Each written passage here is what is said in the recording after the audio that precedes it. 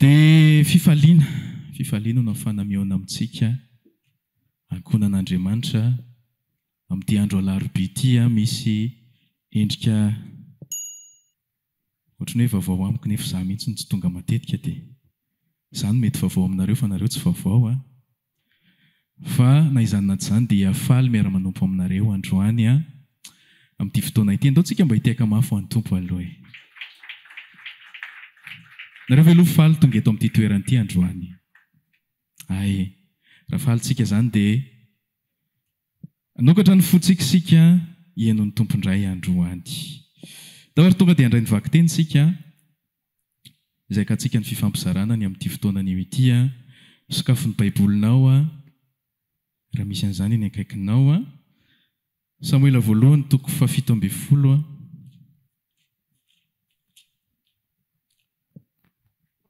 andininy 7 ka hatramin'ny 20 no vakitsika akantsika indray ny fifampizarana ny amin'ity fotoana anio ity izany. Samuela voalohany toko 17 ny andininy 7 ka hatramin'ny 20 ainao tsara ity tantara ity eny fa na ny ankizy aza mahay tsara nyity tantara ity.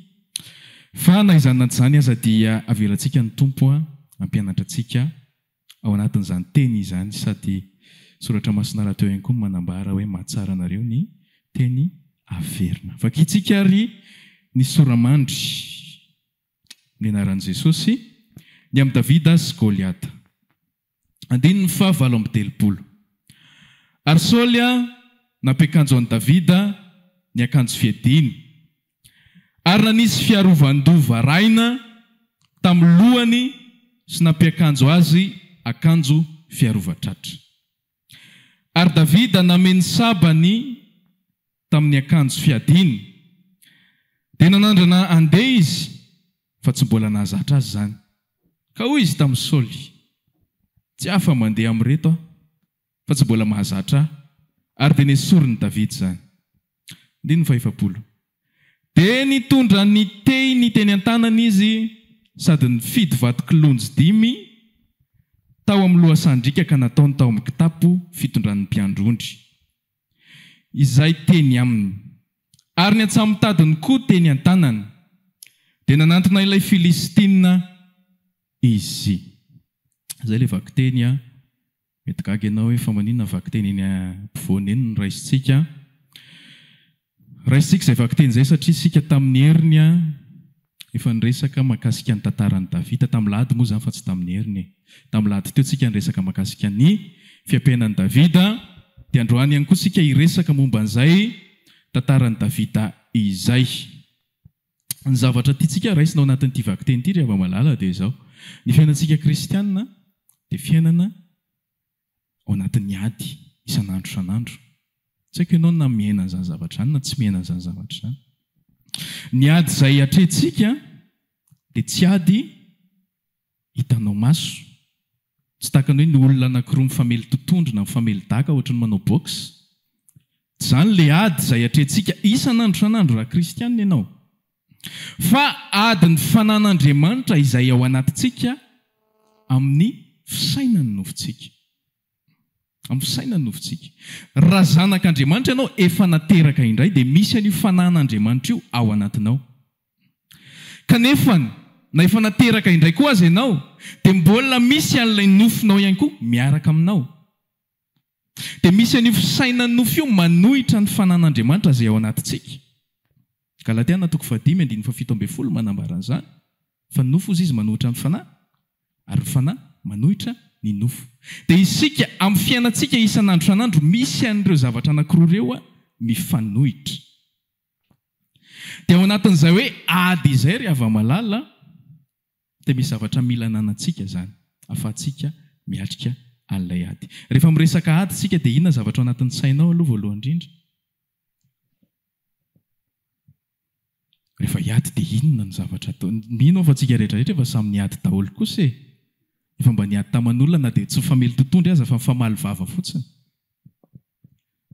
Rehefa hiady ianao aloha voalohany indrindra dia tsy maintsy misy olona hifanandrinanao eo, izany mazava ho azy fa tsisy hoe hiady rery izany eo, fa misy adversaire eo izany. Dia ankoatran'izay ihany koa rehefa hiady ianao dia ianao ve hiady dia hiady amin'ny tanam-polo. Sainao rehefa miady aman'olona taloha zany a, taloha fa tsy zao a.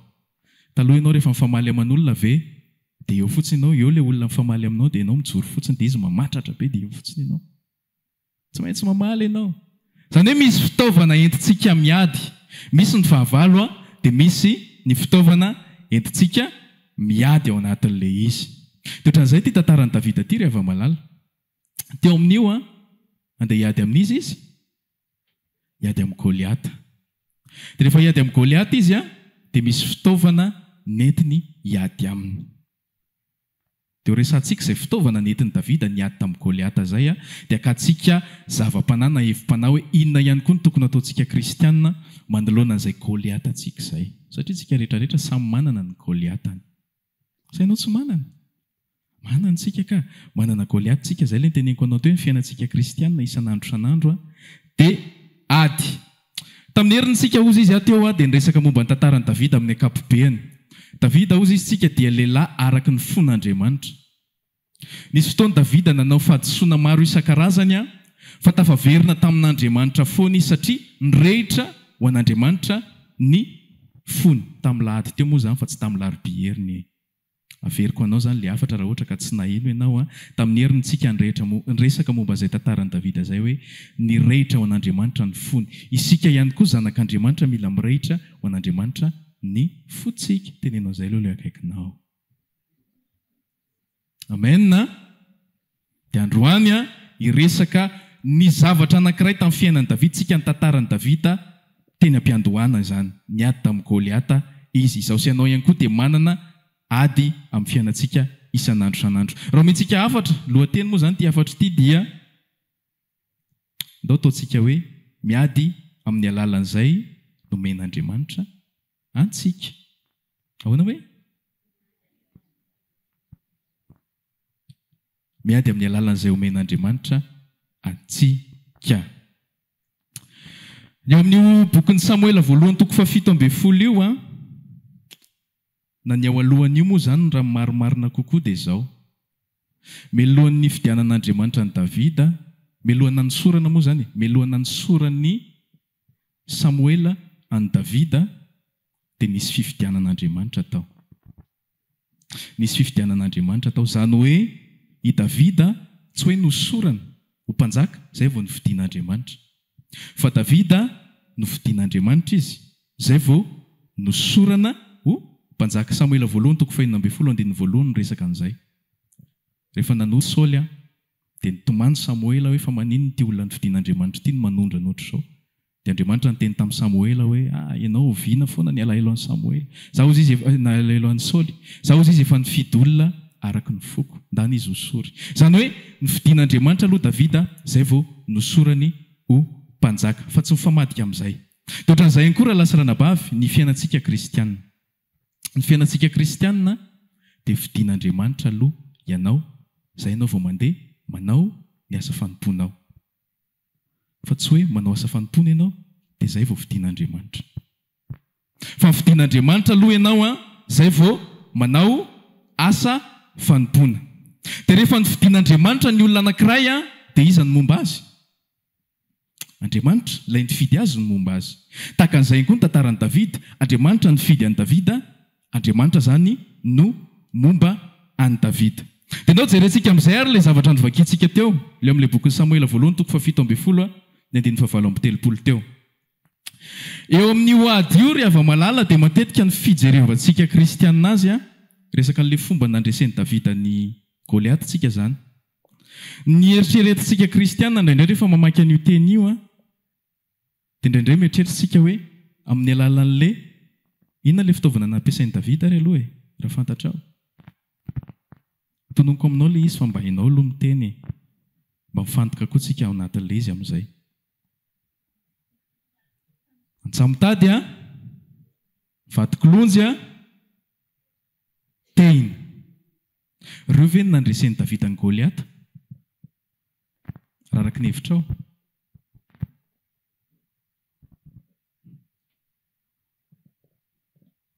Tsy ireo ny nandresen'i Davida ny Goliata. Tadinao ilay teniteneniko teo, melohany nanosorana ny Davida ho mpanjaka, dia nifidian'Andriamanitra aloha izy. dia avy eo Andriamanitra momba ny olona izay nividiany.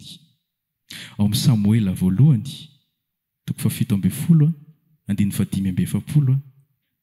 tiany fitaovana nampiasain'i Davida nentin'ny niady tamin'ny Goliata. Vaketsika kely ilay izy. Samoela voalohany 7:10 andiny Fa eo kosa Davida tamin'ilay Filistina, ianao manantona amin'ny sabatra sy ny lefina ary ny lefipoy, fa izao kosa manantona anao amin'ny vatikolonjy 5 ve? Manantona anao amin'ny tehina ve? Zany ny tenenin'i Davida, fa zao izy manantona anao amin'ny anaran'ny Jehova, tompony maro, Andriamanitra ny miaramilan'i Israely, izay no ekainao. Zany hoe ny fitaovana nampiasain'i Davida nandreseny an'i Goliata dia ny anaran'Andriamanitra ilay nifidy azy sy momba azy. Fa tsy ilay vatikolonjy. Marina fa iny ny fitaovana nitorany an'i Goliata, fa fanampiny fotsiny iny. Fanampiny fotsiny iny zavatra iny, fa tsy iny loatra. Ary raha jerentsika ange ny tantara. Eritreretinao Goliata rehefa nandeha niady izy. Izy hoe ohatra na ohatra zao rehefa mandeha miady, zany hoe tsy nanao ininy, sa nanao armure izy, nanao kasika sy ny sisa. Raha jerentsika ny ao amin'ny bokin'ny Samoela io ihany, dia nanao kasika izy. Dia nanao inona koa izy? Nanao fiarovan-tratra izy. Dia nanao fiarovan-dranjo izy. Zany hoe olona vonina iady, protégé tsara mihitsy. Fa mba eritreretinao hoe vato anankiray, miaraka amin'ny pilitra anankiray, dia indray mitoraka fotsiny, dia vololohany.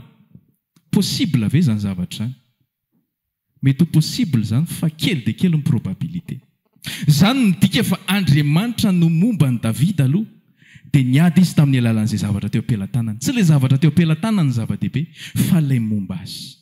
Ilay Andriamanitra momba an'i Davida no zava-dehibe.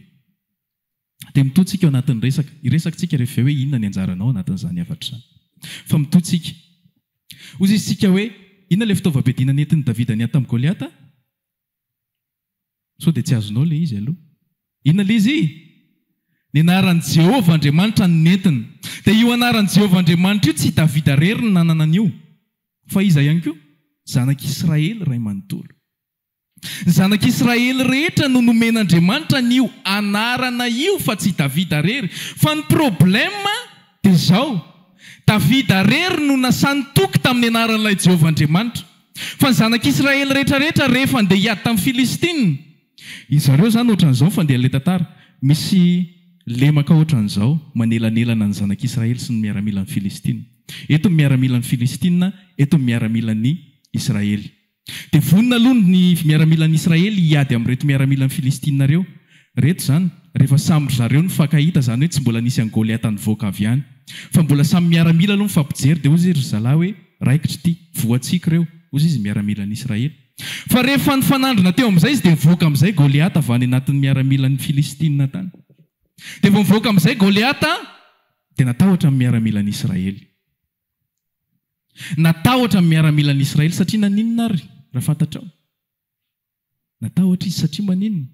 Ilay miaramila navoakan'ny Filistina, ilay champion ozy izy ny soratra masina amin'ny teny frantsay izy lazaina ohatra izany hoe champion, voaka avy any ny champion ny Filistina, tonga dia nemitra amin'ny miaramilan'ny Israely rehetrarehetra. Fa ny zanak'Israely koa manana champion, fantatrao ve champion? Tsy Davida, fa izy Andriamanitra.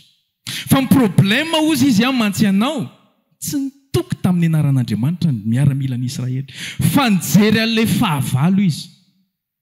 Jereny tsara ilay fahavalo, totra lava be ty olona ty. 3 metatra sy 9 sentimetatra ny halavany. Ny lanjan'ny fiarovan-tratrany 60 kilo. Ny lanjan'ny lefina, ny lela lefina 7 kilo. Zany nijeren'ilay zanak'Israely. Fa izy tsy nijery ilay Andriamanitra. Dia rehefa izay ny tany anatin'ny sainy tany dia normal be izy raha matahotra. Fa Davida tsy tahaka an'izany. Fa Davida nasa nijoro hoe dia na Andriamanitra ny amin'ny fitaovam-piadiako. Fa za tsy mitoky amin'reto zavatra reto. Misy zavatra azontsika raisina sahady ao anatin'izany raha lasa ranam-bavy. misy zavatra sika raisina sady eo anatin'izany. Rehefa nofidian'Andriamanitra ianao dia aza ilay alehiben'ilay fahavalo eo alohanao ny jerena. Aza ny alehiben'ny problema na ny Goliatanao ny jerena. Ary aza mitoky amiko amin'izay zavatra eo am-pelantananao. Fa mitoky amin'ny anaran'ilay Jehovah Andriamanitra, ilay nifidy sy niantso anao. Ty afatra ity izany mila azonao antoka tsara aloha voalohany indrindra. Hoy isika hoe lohatenin'ilay afatra dia izao hoe miady amin'ny alalan'izay zavatra omen'Andriamanitra. Fa ao anatin'ilay izy aloha voalohany indrindra ianao mila manana antoka ianao fa ny fidian'Andriamanitra. Azonao antoka ve aloha fa ny fidian'Andriamanitra ianao? Raha azonao antoka fa ny fidian'Andriamanitra ianao dia manaova tahaka ny Davida, mimpanjina an'ilay Andriamanitra izay nifidy anao fa aza mifantoka amin'ilay fahavalo izay manoloana anao. Inona amin'izay no raisinao anatin'ilay afatra zany? Mandalo Goliata koa ianao androany, na mbola handalo Goliata ihany koa ianao tsy fantatro. Afaka firy andro na afaka firy volana na afaka firy taona. Ny Goliata mety manoloana anao dia mety tsy olona ngeza be ohatra anazy, fa mety aretina, mety fanenjena,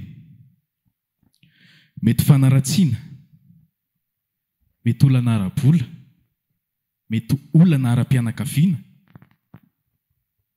Fa raha miatrika an'ireo Goliatanao ireo ianao dia ny tokony ataonao manaova tahaka ny Davida, afatoy amin'ny Jehovah ilay Andriamanitra nifidy anao, ny masonao. Izay ny tokony ataonao. Izay no ataontsika zanak'Andriamanitra. Fa izao nefany manodidina antsika ihany koa dia misy olona, fiarahamonina manodidina anao, ny fianakaviana manodidina anao, ny mpiara-miasa manodidina anao, ny vadinao na ny zanakao ihany koa mety manodidina anao raha mbola tsy an'i Kristy izy. Dia izao anoro hevitra anao ihany koa ireo hoe rehefa miatrika ny Goliata anankiray io ianao dia ity zavatra ity ampiasaina. Jerenao ny tantaran'i Davida. Dia hiady amin'ny Goliata Davida, fa i Saoly nanoro hevitra azy hoe izao Davida andeha hiatrika ny Goliata ianao tsy resinao io raha tsy manao an'ireto fitaovako reto ianao. Izay nge fandeha aliza. Izay nahatonga ny Davida teo amin'ilay Samuela voalohany toko fa 7:9 io hoe ary Saoly ozy izy nampiakanjo an'i Davida ny akanjo fiadiny. Fantatry Davida tsara nefany fa Andriamanitra no momba azy. Eny fa na dia mbola tsy nosorany Samuela azy izy. Satria Davida mihitsy no nanambaran'izany rehefa niresaka tamin'i Saoly izy. Eo amin'io ihany tsy haiko ery ambanimbany ery. Any Loka, any aloha. Davida miresaka hoe zaho ozy izy fony ny andry ny ondry ny raiko sy ny biby ny raiko ozy izy, ny biby fiompo ny raiko. Dia tany anala tany aho ozy izy, tany dezera tany aho ozy izy, nisy orsy. Dia nisy ambody koa ozy izy, na liona koa ny teneniny moa fa tsy ambody. Nisy liona ozy izy nanaikitra an'ilay zanak'ondry. Dia zaho ozy izy namono an'ireo lionareo. Dia fantatra ozy izy fa Andriamanitra no momba tamin'izany. Ka za koa ozy izy mino ankehitriny fa Andriamanitra ihany koa no momba hiady amin'io Goliata io. Izany ny finoana tany anatin'i Davida. Fa na dia izany aza ny finoana tany anatin'i Davida ny manodidina anazy rehefa malala. I Saoly dia nampirisika azy hoe tsy resinao amin'izany io ka, fa ty ampiasaina. Anaovy ny akanjoko. Fa zany ny fanaoko ka, za nge mpiady. Ianao nge mbola tsy mpiady Davida. Vao izao ianao vao miakatra ringy, za efa ela be ny miakatra ringy. Ianao mpiandrondry tsy hainao, tsisy zavatra hainao zany. Fa izao atoroko anao ny hevitra raha hiady amin'ny Goliata io ianao. Ty atao. Ohatrantsika ihany koa raha lasa ranabavy. Mety manana olana ianao, manana Goliata anao eo amin'ny fiainanao ianao dia manodidina anao ihany koa hanoro hevitra anao hoe izao kia. Tsy resindrio, tsy voavandrio problème io fa atoroko hevitra indria. Ty atao. Na izao lesy tsy vita lama mahano io zavatra io. Miala tsiny amin'ilay fomba fiteny fa izany mihitsy ny any amin'ny fiarahamonina. Tsy vita lahy io zavatra io. Fa ty atao. Raha marary ianao dia manatona ny anina. Manatona ny liana rifa ry tena mahay be. Zavatra kely fotsiny ataony amin'io dia sitrany io. Raha manana olana ohatran'izao ianao dia manatona ny olona rifa izy mahay an'io zavatra io. Izany nataon'ny olona manodidina antsika. Tahaka ny natao ny Saoly tamin'ny Davida teo amin'ity tantara ity. Manorohevitra antsika izy, manome fitaovana antsika entintsika miady amin'ilay Goliath izay tsy adapte amin'ny zanak'Andriamanitra, izay tsy natao any zanak'Andriamanitra. Tahaka ilay fitaovam-piadiana nomeny Saoly any Davida izay tsy adapte amin'ny Davida. Ozy izy tsika teo hoe Davida ilay nofidian'Andriamanitra, dia Andriamanitra no momba azy. Andriamanitra no fitaovam-piadiana, tsy hoe fitaovam-piadiana fotsiny fa Andriamanitra mihitsy no miaraka amin'ny Davida. Ka raha vao ampiana zavatra hafa ilay izy dia tsy mety io. Tsy afaka mamindra. Davida anie nanao an'ilay armurany Saoly dia nanandrana izy hoe ndao mba atao rangaha fa ty zany no mety. Fa nandroso izy teo zay tsy mety ty. Fa lao hoe sorina fa lao za andeha amin'izay nomeny tompo ahy. Tiana nomeny tompo azy. Zavatra tsisy dikany amin'ny fijerintsika olombelona. Pilitra kely dia vato dia tehany. Zany na tonga Goliath amin'ny teny fa alika anga ozy izy no atolona amin'ny teny. Satria tsy nieritreretin'ny Goliath hoe fitaovana ohatran'iny ve no andreselana. Fa izay mihitsy ilay fiasan'Andriamanitra. Rehefa Andriamanitra no momba anao, rehefa Andriamanitra no nifidy anao dia mandehana amin'izay anaran'i Jehovah izay dia izay fitaovana omeny anao. Na inona io na inona dia inona andresenao. An'ilay Goliath manoloana anao. Fa aza manaiky ho arabarabian'ny fiarahamonina sy ny olona manodidina anao izay tsy an'i Kristy.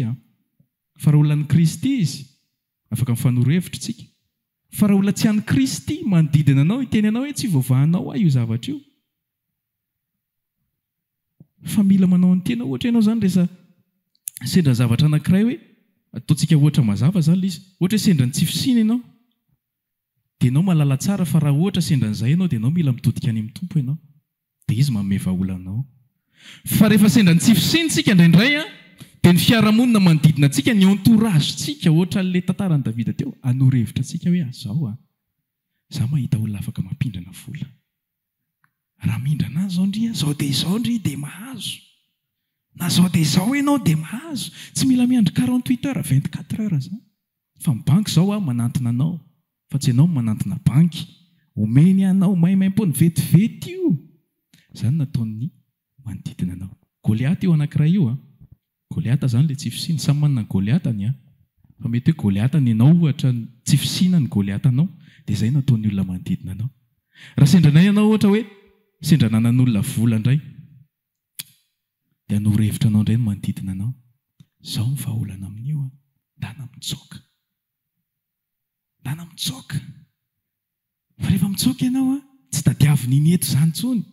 Iny tsy mahasamitady any ananina an'izany. Izany ny vahaolana omen'ny olona manodidina antsika. Rehefa tsy mibanjina n'ilay tompontsika, ilay nifidy antsika isika. Rehefa sendra aretina sarotra indray ianao mandehana manantona ny mpanahody ihany. Fa izy no mahavita an'io. Izy ny tena enjana amin'io. Dia misy olona indray koa miresaka aminao. Ianao zany mety misalasala. Misy fotoana ianao ohatra mety misalasala ny amin'ny hoavinao. Dia misy olona indray manantona anao. Raha tianao azo antoka inona izy ity? No hoavinao raha ianao te hiakatra posta amin'ny asanao dia izao atao. Manaova vetsivetsy. Manaova vetsivetsy. Izay ihany ny vahaolana. Izay ihany no tonga anao hiakatra amin'ny posta ataonao io. Izany zavatra rehetrarehetra izany rehefa malala zavatra atoron'ny olona manodidina antsika. Manginy fotsiny ny resaka fikarakarana taratasy. Raha tianao vita haingana io manaova par silence.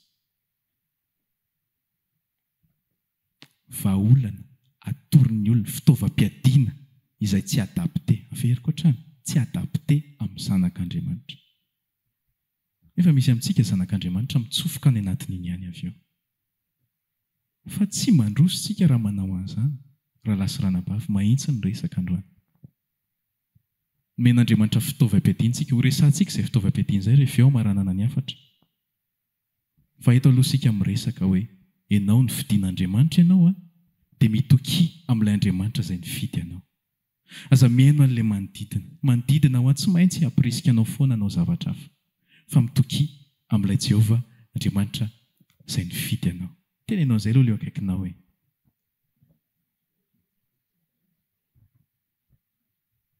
dia masahy mijoro hoe tahaka ny nataon'i Davida. naiky lasa ihany ngarainy anaiky anao an'ilay izy ihany fa nanao mihitsy moa izy fa nijory ihany izy rehefa tsy mety ity ka tsy mety ity fa aloha za hiverina amin'ilay tenanahy ihany fa reto no meny tompo dia mandeha amin'ity mila mijoro ohatr'izay koa tsika raha lasirana-bavy atao tsika hiresaka amin'izay ary hoe inona ary ilay fitaovana entintsika miady ny fahavalontsika zany entintsika mandresy ny fahavalontsika raha misy baiboly ao aminao dia anao vakintsika ny ao amin'ny bokin'ny Korintiana voalohany toko 7:10 ny 4 ka hatramin'ny 7 dia apitsika izy rehefa eo ny Efesiana toko 1 ny 4 ka hatramin'ny 7.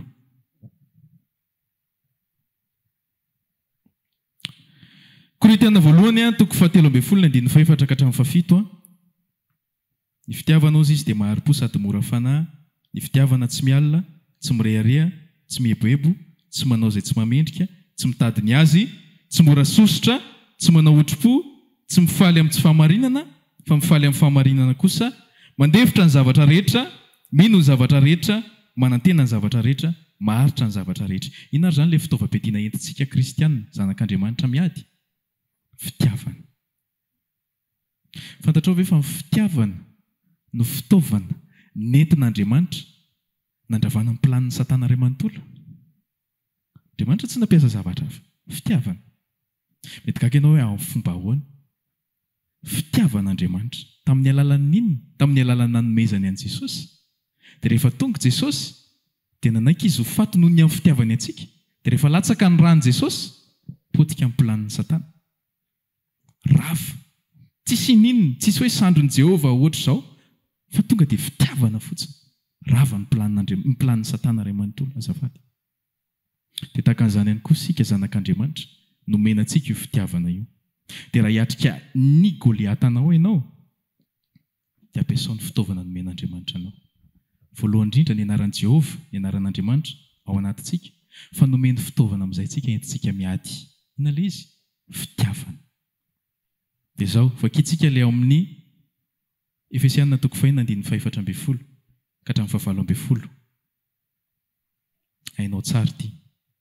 Mivara rozy izy, kasiky ny fahamarinana ny valanareo, ary mitafiny raro no fiarovatratra, ary kiraro fahavononam-panavy amin'ny filazantsara ny fihavanana ny tongotrareo, ary ho fanampazany rehetra zany dia tany ny finoana ho ampinga izay azonareo amony ny zanaspika amin'ny rehetra izay alefan'ilay ratsy, ary raiso ny famonjena ho fiarovan-doso sy ny tenin'Andriamanitra ho sabatry ny fanahy, ary mivavah mandrakariva ao amin'ny fanahy amin'ny fivavahana rehetra sy ny fangatahana, ka miambena amin'izany amin'ny faharetana sy ny fangatahana rehetra ho an'ny olona masina rehetra. Jerenao tsara ho resantsika hoe fa ahoana ny fitiavana no entintsika miady. Izao ilay Korintiana voalohany toko 7:10 ka hatramin'ny 7 io dia mitovy ihany amin'io Efesiana toko 1 ny 4 ka hatramin'ny 7 io. Fitiavana ihany no ambaran'ireo zavatra rehetra reo. Ilay amin'ilay Korintiana izy dia miteny hoe inona ny definition'ilay fitiavana. Ilay definition'ilay fitiavana dia izao ozy izy: tsy firehariana, tsy fiebebona, ny tsy fanaovana zavatra, tsy mahamendrika. Ny dikan'izany dia izao: raha ohatra zany ka misy olona manoloana anao, olona ataontsika hoe masika be, dia ianao raha zanak'Andriamanitra miatrika n'iny olona anankiray iny dia ampiasao ilay fitiavana. Inona ny definition ny fitiavana? Fitiavana égale mahari-po. Ianao ve raha misy olona ataontsika hoe masika na kisitim-belona be miaraka aminao, dia ianao ve mahari-po sa tsy mahari-po amin'iny olona iny? Raha misy olona anankiray manao faute matetika aminao, ianao ve mahari-po amin'iny olona iny sa tsy mahari-po amin'iny olona iny? Izay ilay fitaovana entintsika miady. Fa raha ohatra ka mimenomenona ilay olona miaraka aminao, dia ianao ve himenomenona hiaraka amin'ilay olona? Ilay Goliata io, ilay Goliata zany ilay olona sarotra iainana. Dia ahoana ny réaction anao manoloana n'iny olona anankiray? Miaina an'ilay fitiavana ve ianao? Ilay fitiavana ny fitaovana entintsika miady. Fitiavana égale mahari-po. Mahari-po ve ianao? Patient ve ianao? Jereo ny tenanao anatin'izay. Fitiavana égale mora fanahy, mitovy amin'ilay teo ihany. Fitiavana égale tsy mialina. Izao tontolo izao, anoro fitaovam-piadiananao raha misy olona anankiray ataoko hoe mandroso kokono ianao, dia ozy izy hoe ialona rangahy. Aiza koa dia iny rery foana ve? Fa ny fitaovam-piadiana omen'Andriamanitra anao iny tsy mialina. Fanohatra ireo zavatra io.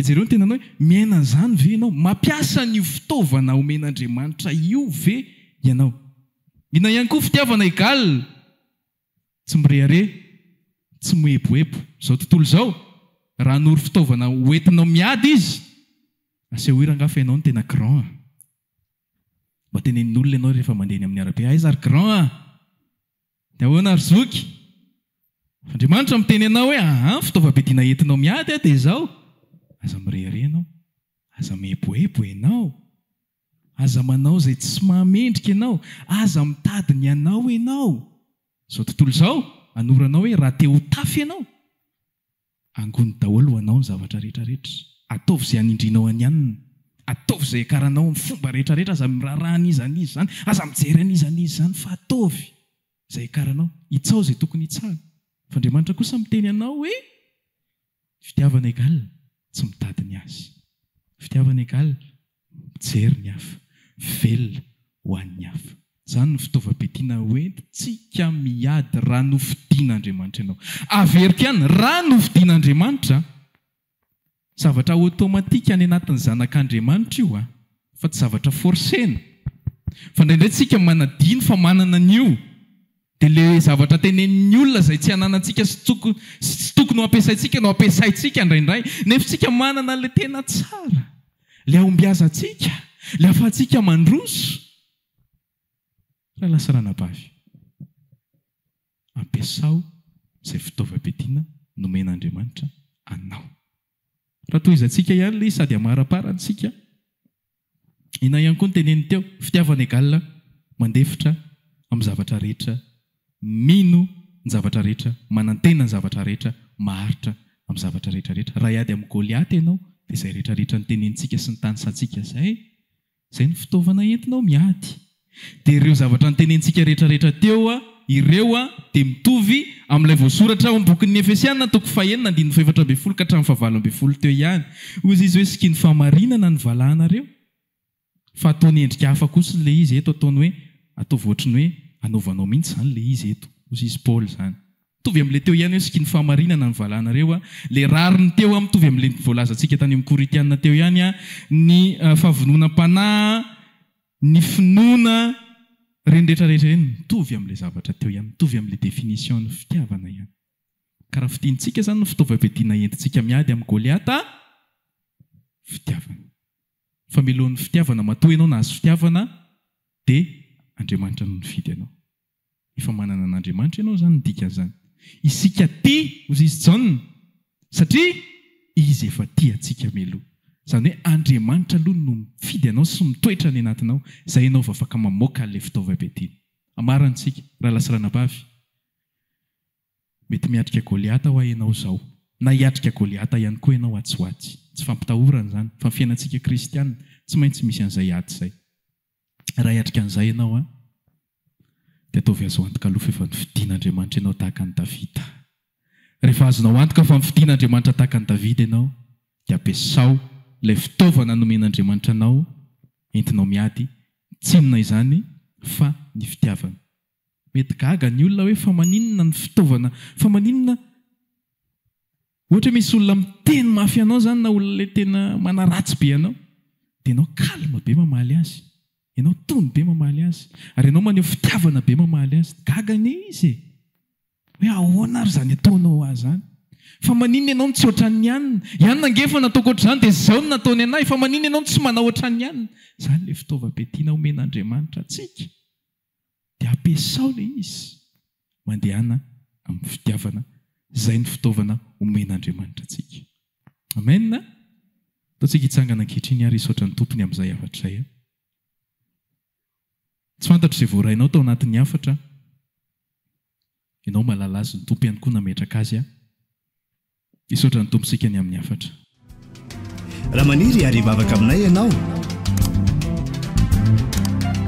dia tongava ary isaky ny alahady amin'ny 7 ora sasany ny talata amin'ny 12 ora sasany ny alarobia amin'ny 12 ora eny Antsahamanitra 100 metatra ambany fijerena fety trano gribege amin'ny ankavian-dalana tongava soto